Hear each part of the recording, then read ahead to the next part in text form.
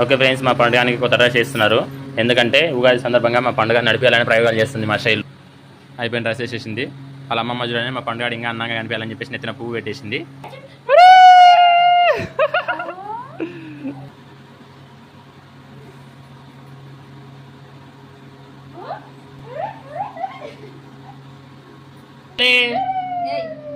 చిన్నపండు అదే రే పూలు పడుతున్నా చూస్తుంది అట్లే.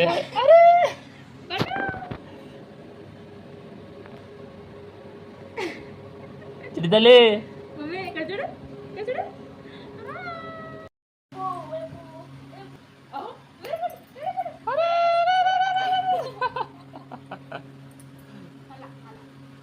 చిడితల్లి చిడితల్లి